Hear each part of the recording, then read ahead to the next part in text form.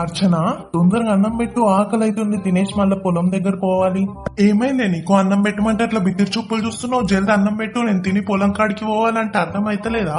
ఏమండి, మీరు తిట్టానంటే నేను ఒకటి చెప్తాను. నేనైతే వంట చేశాను, కానీ అందులో ఒకటి వేయడం మర్చిపోయానండి.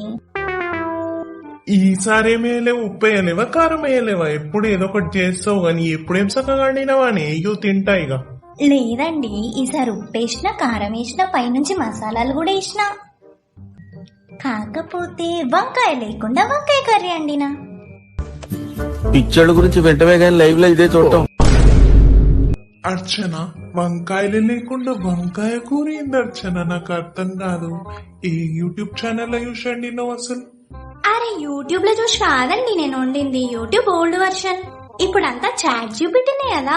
చాట్ జీపీటీని అడిగిన వంకాయలు లేకుండా వంకాయ కూర ఎలా వండాలి అని.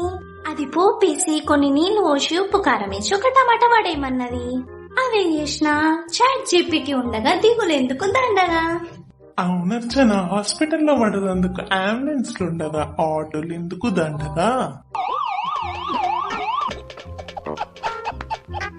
What a vision, what a thought. పిక్చర్లు అయిపోయి